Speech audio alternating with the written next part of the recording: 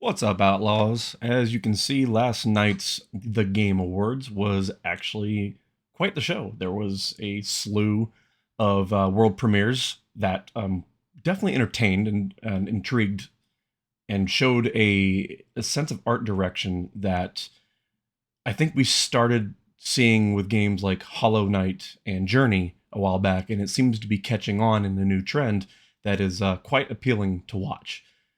If you would like to view all those, I can provide some links for all the trailers from the TGAs last night. But I just wanted to quickly go over the list of all the winners from last night, beginning with the best esports event, which was the 2021 League of Legends World Championship. And the best esports coach went to Kakoma, Kim Jong-gun. I don't know if I'm pronouncing that correctly. And then you had best esports team was Natus Vincere, and that was for CSGO. Best esports athlete was Alexander Simple Kostliev. If I were to hazard a guess, he is either a Valorant player or maybe Tarkov? I don't know. Best esports game was League of Legends. Big shocker there, right? Most anticipated game was Elden Ring. Um, I, yeah, you know, against God of War Ragnarok, Forbidden West, the Breath of the Wild sequel, and Starfield. That was a tough call to make. And Elden Ring is pretty exciting because you have to think you've got the minds of Howl's Moving Castle and Game of Thrones behind it, so it's definitely worth the hype. Best debut indie game went to Canada Bridge of Spirits. It's a very pretty looking game. I actually have not had a chance to play it yet, and I am fully intending to give that a try here in the very near future. The content creator of the year went to Dream. I don't know anything about them, but congratulations to them all the same. Best multiplayer went to It Takes Two, which is a very cute, basically a couples game. That's a game I need to get for myself and Anya Jade. And the best sports and racing game. No surprise here that it went to Forza Horizon 5. It's incredible. It is a hell of a game. And it actually had some good competition because F1 2021 continues a really fantastic Formula One series of games. And Hot Wheels Unleashed is pretty damn good. There's a reason Hot Wheels Unleashed got nominated. It's because it's actually a pretty damn good game. Best sim and strategy game went to Age of Empires 4. Best family game went to It Takes Two. No surprise there.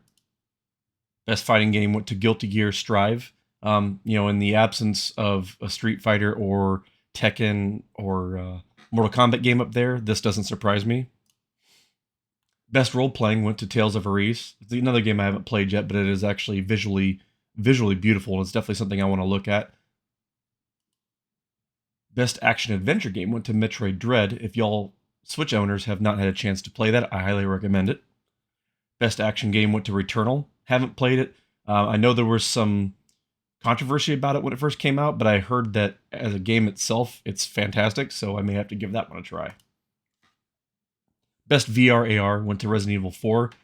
Trust me, if you haven't had a chance to play it, if you don't have a VR headset, watch somebody stream it. It is highly entertaining. Innovation and accessibility went to Forza Horizon 5, probably due to the multitude of ways you can play that game. Best community support went to Final Fantasy XIV Online. It actually beat Destiny 2 in that regard, and there's probably a reason for that. Best mobile game went to Genshin Impact. No shocker there. Best indie game went to Canada Bridge of Spirits. Best ongoing also went to Final Fantasy XIV Online. Games for Impact, Life is Strange, True Colors. I think of the list here, it's probably the most appropriate because I don't want to know what Boyfriend Dungeon is. Best performance went to Maggie Robertson, our impossibly tall vampire lady. Best audio design went to Forza Horizon 5. Again, it is some of the most immersive and realistic car engine atmospheric environmental audio you will ever hear in a racing game. It's phenomenal. Best score in music went to Near Replicant. Yeah, sure, okay. I've heard some of the soundtrack of Near Replicant. I'm personally not a fan. It's not really any kind of groundbreaking style of music. It doesn't really take any chances the way Deathloop or Cyberpunk 2077 scores do, but it is what it is. Best art direction went to Deathloop. I guess I can accept that. I think Canyon Bridge of Spirits is a prettier game, but alright. Best narrative went to Marvel's Guardians of the Galaxy. Trust me, if you don't plan on buying the game, just watch a YouTube watch through of it or catch somebody streaming it. It's actually a really, really good story. Best game direction, Deathloop. Okay. By that, Deathloop is successful for a lot of good reasons. Game of the year goes to It Takes Two, which in a lot of ways, with the whole 2K Games going after that game for its name trademark, this to me seems like sweet justice. But that's the list of Game of the Year categories there, and let's get on to the rest of the video.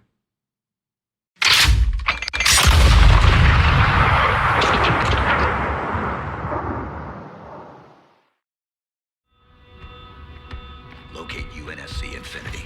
UNSC Infinity. Class, Supercarrier. Crew size, 7,150. Not found. Near field perimeter scan. 1,986. UNSC tags detected. Status. Deceased. This is the good, the bad, and the ugly. The Master Chief lives? Atriox assured us of his death. Are you not angered? No. I feel invigorated. You promised us revenge, superiority, renewal. He threatens everything. Do you question my leadership? Atriox's vision. Atriox is dead. It is his fault that we are stuck here. The banished will never bow to anyone again. One more note from the TGAs. Halo Infinite won the Player's Voice Award for the evening, and is therefore going to be the background game highlighted in today's video, because let me tell you something, Outlaws, this game is freaking fantastic. More streams of it are coming soon, probably later tonight. So on to the news. Something you might not be aware of is that after a grueling 3 years, the Epic Game Stores finally got a shopping cart. Congratulations! You've inchwormed your way a whole 5% towards being as feature complete as Steam. But hey, you'll get there, eventually, maybe. But while on the subject of Epic Games, their free games this month are Prison Architect, a private prison construction and management sim that came out about 6 years ago, and it's really not half bad. But they also released a pretty controversial version of Godfall called Godfall Challengers Edition, which is just Godfall without a campaign. This has also been listed for free on the PlayStation Store, which has been a lot less forgiving than the Epic Games community.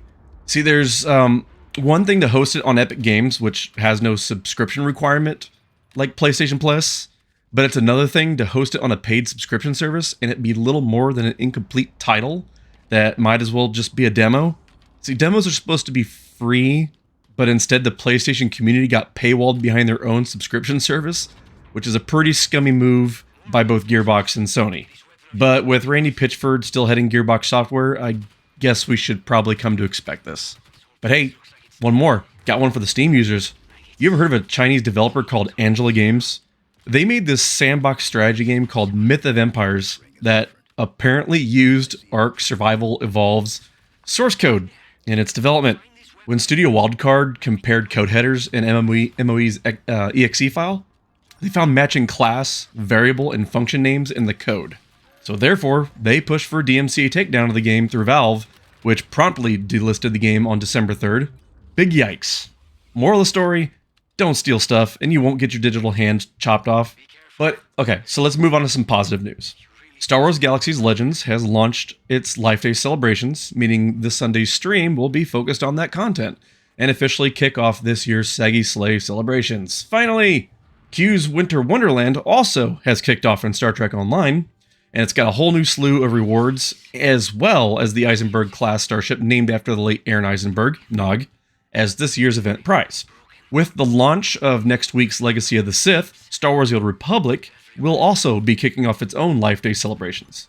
Also next week is the Starlight celebration in Final Fantasy 14, excuse me, with a truly adorable Squirrel Emperor. Oh my god, you gotta see this thing. It's just a cute little pet that I absolutely have to have.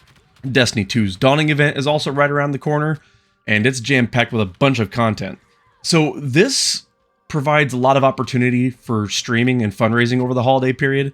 I don't think I've been this excited to stream content in like a lot of years, so hey, I hope I can see y'all here on YouTube, and if not on YouTube, come check me out on Twitch where I'll be streaming. I'm really, really excited to see the kind of content I can put out this year, because there's a lot to talk about. I mean, I can't get everything out in one video. I just, hey, when you're busy during the holidays, you only have so much time to do stuff. So this is one of those times where this is what I'm going to put out today, and if I have time this weekend, I might put out another video. There might be more than one video per week here for a couple weeks, and there's probably going to be a lot more than 3 streams a week as well. So because there's just a lot to stream. But as always, thank you for coming and watching, and I appreciate y'all's support, and I'll catch y'all at the next one.